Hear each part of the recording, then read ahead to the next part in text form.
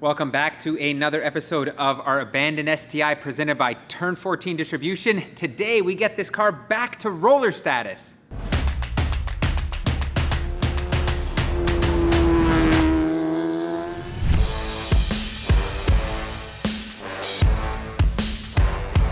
Our first order of business today is to replace the caliper seals. We overlooked this previously, but just a couple days ago, I had a look at these calipers and look at the seals there. They are completely worn out.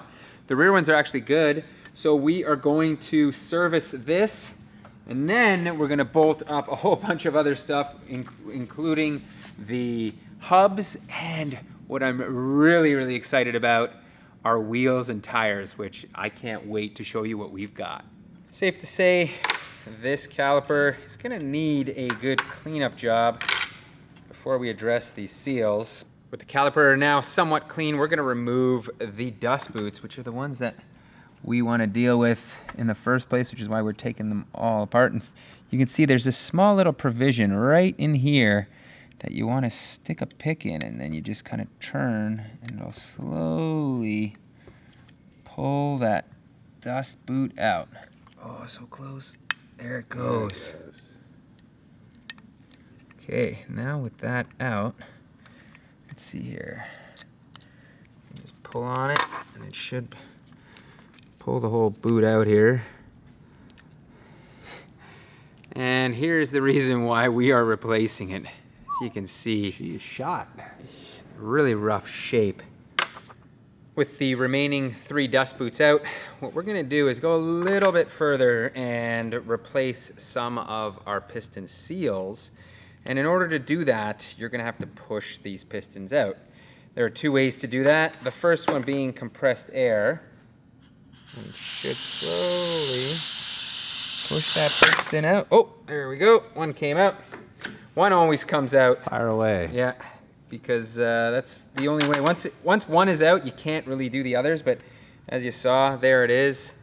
Our piston is out. I'll quickly show you how to do it with 2 pry bars. What you would do is you just have to grab both sides. Actually, sorry, before that, you have to make sure your bleeders are cracked. So once the bleeders are cracked, what you would do is come in on both sides here. I don't know if you guys can see this, but it's kind of tough to do this with the piston sitting this way, but you just have to be very equal on both sides and then just pry up, and then slowly the piston will come out like that. So that's another way to remove the remaining 3. And then once you have them out, you can see in here is the seal. You probably can't really see that, but in there, here, let me get the light for you. In there is the seal that we're dealing with, and to remove that, once again, we just take our little pick, you come in and you just grab the seal, turn it, and then you try this over and over until you get under it enough, and it'll pull the seal out. There we are. Usually what I'll do is use my other hand to just help it. Bam. Okay.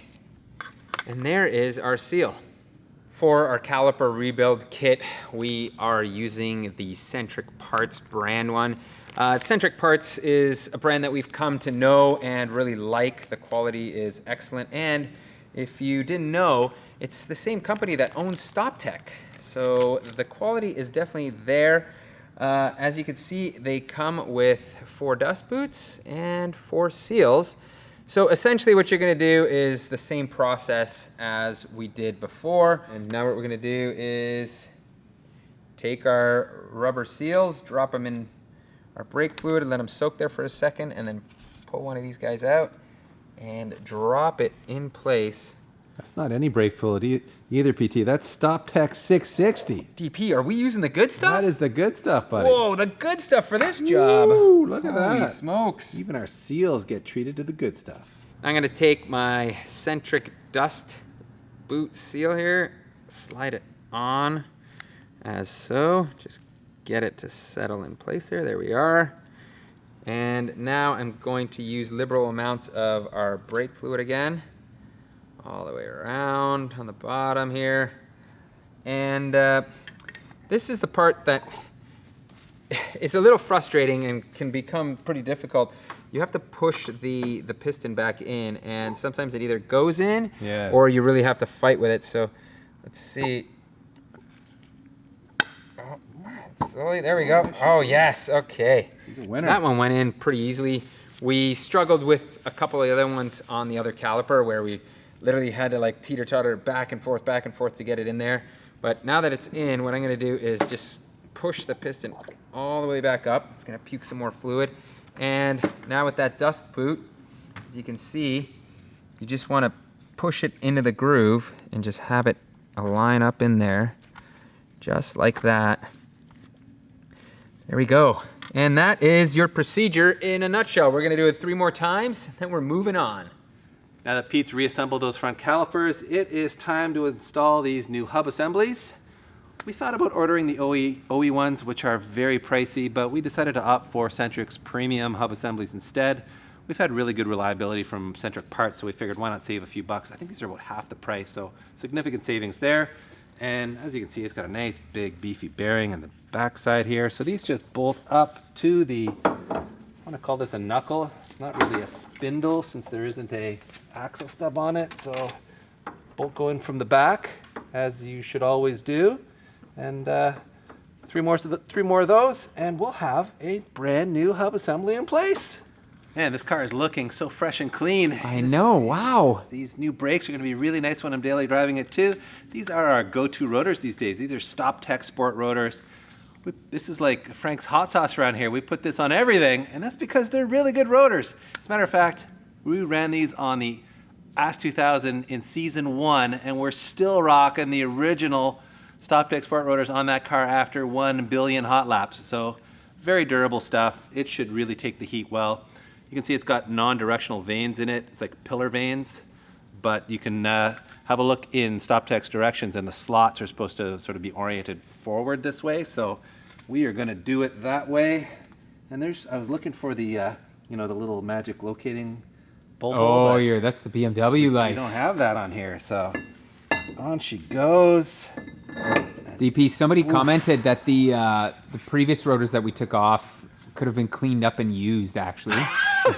Those DVAs? Yes. Oh man, that guy either has an amazing sense of humor or he's so delusional. By the time you machine the rust off those things, you'd have nothing, nothing left. Nothing Yeah, left. yeah. You'd have a nice frisbee maybe. Yeah. Well, there's always somebody trying to troll us or tell us what to do, right? Keep the comments coming, boys. We love it. So, and I love this. This is a lot of freshness. And I think it's now time to put those calipers on, PT.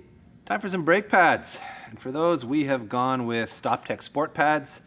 We've used these on a variety of cars before, including the AS 2000 back in the day. And we found them to be a good street pad and a decent track pad.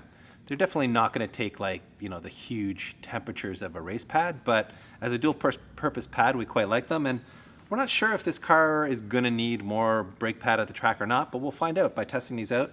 And in the meantime, I think they'll be a really good street pad. You can see they've got quite an aggressive chamfer on them and that center groove to keep noise and dust down. So these old brake lines are, well, old.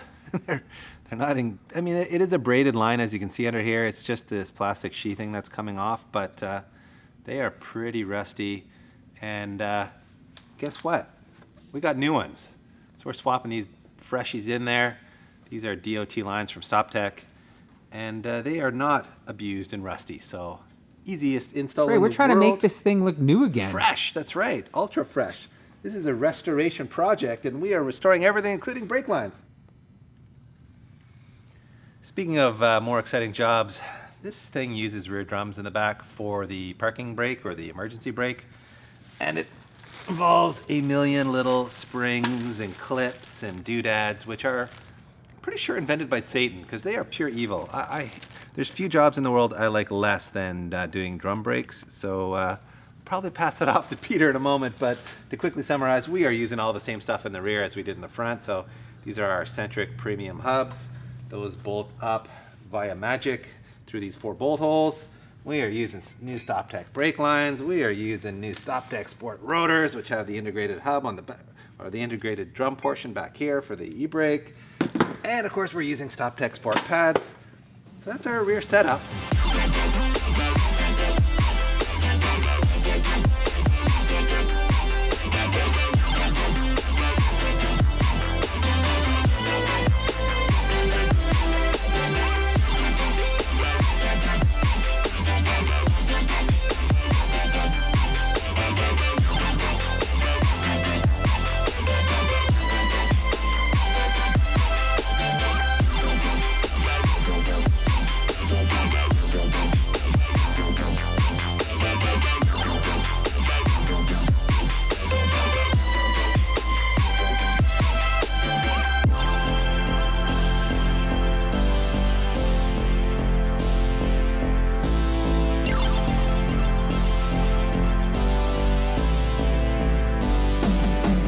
Well, DP, you were right. That parking brake was an absolute nightmare. Those little clips, they just do not want to go on. I don't know why Subaru designed it like that.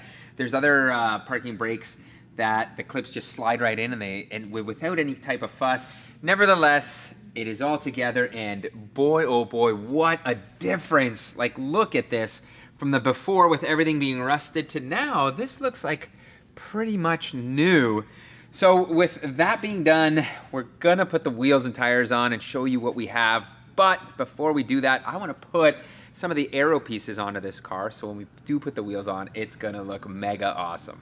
Man, this thing is looking good, PT. I know. It's aggressive. I like it a lot. It's we set the wing angle to the most novice angle possible, and I don't know. I'm kind of regretting it. I'm kind of wishing it was at a more angle of attack. But that's the beauty of this thing, is that it's adjustable. So if we don't like it, we can tune that up. And the fit and finish on it's really quite good. And the paintwork, as you can see, matches extremely well. And that's because our buddy Luke at 242 Customs, just up the road from us, came in with a scanner and scanned it and then took it back to a shop and painted it, and the match is really very good. So happy that that turned out so well, because having a wing that clashes with the body or a front lip that clashes with the body would not be a great thing. So as you can see, Pete's just tossed the Greddy front lip on here. It fits so well, it just kind of like snaps in place. We don't even have it fastened properly yet, but that's how good the Japanese are at this stuff. This Damn, thing it looks fits good. really good, and man, it fits like a glove. I love it. So I think with those exterior details semi-installed, this Is it time for the big reveal, DP? I think maybe we're there, Pete. I think maybe it's time for some wheels and tires. Bam, and here we are, PT. Look at this sexy rolling stock. It looks good. Yes. Woo. For you guys who don't know, first of all, shame on you. And second of all, Exactly. these are Enkei NTO3 Plus M's, what I consider one of the most classic wheel designs out there.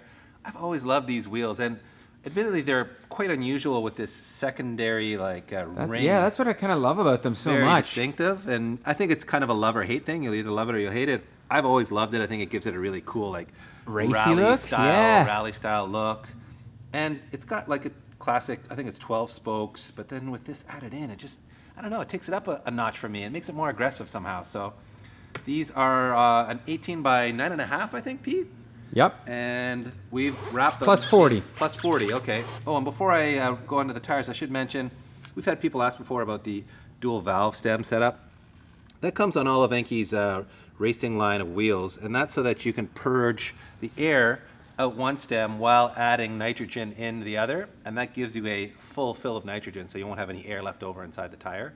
So it lets you, purge out of one, fill it in the other, cap them off, and you've got Race spec as they come, right? fully loaded nitrogen tire. And the benefits of nitrogen, if you don't know, is that it doesn't expand as much as air does, so you don't get as much pressure creep and as much pressure creep basically. So for those guys who are like doing endurance racing, who really want to keep their tires at a specific pressure for as long as possible, nitrogen is the way to go on that. So speaking of tires, we have gone with Advan 8008Rs, what I consider one of the greatest summer tires ever made. We ran these tires at Targa Newfoundland on our FRS. If you haven't watched that series, go and watch it, because we had a ton of fun at Targa.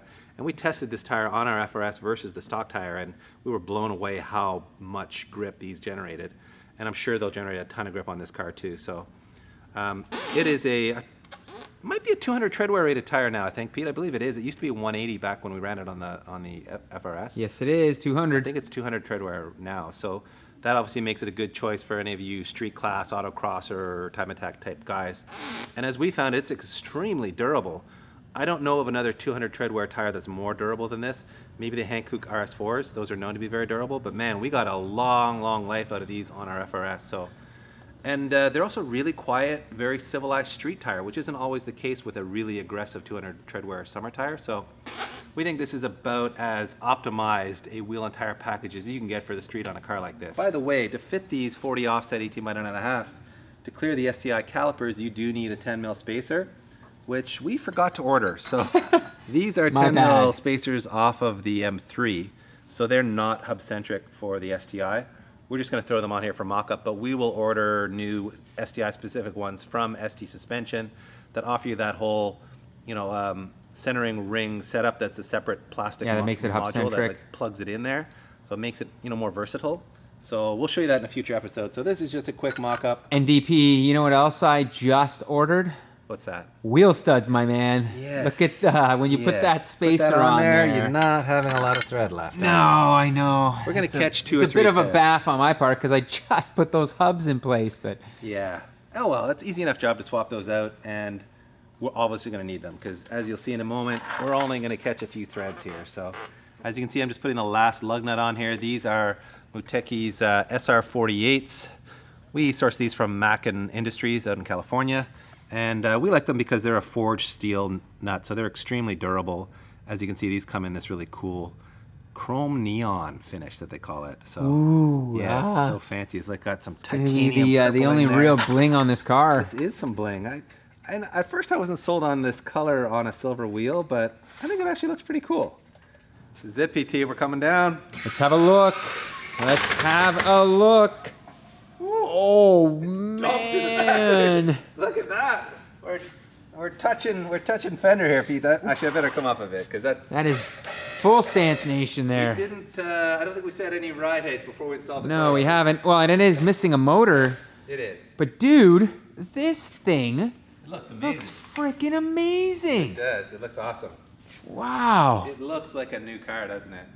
Looks so good, man. It's come a long way over the last few weeks of work, mostly by Peter. And I gotta say, thank you, Peter, for making my new summer daily driver look so fresh. Well, we'll Just see. needs a We'll motor see and who's we're good to go. the biggest vapor of us two here It's to true, it's figure true. out we that, have some things right? to sort out between a time attack and a roll race and a vape competition to see who really gets to daily drive this thing. But we are one step closer to getting to those tests because I think, if I'm not wrong, PT, up next is putting a powertrain in this thing, transmission, and that rather sexy EJ207. So stay tuned for that, everyone, and thank you very much for watching.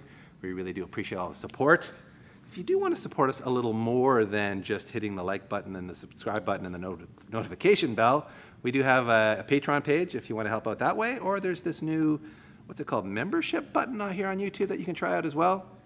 Basically, it's a way of donating a few bucks a month to help us out and, help make me fancy new summer drivers and just keep the channel going because running this operation ain't cheap, everyone. So thanks for watching, and we will see you very soon with an engine going in the hole. Pete must really want this thing to be his daily driver because look what he did to me, everybody. You think I'm a slave driver around here and he does all the work, but this is the truth behind the scenes, everyone.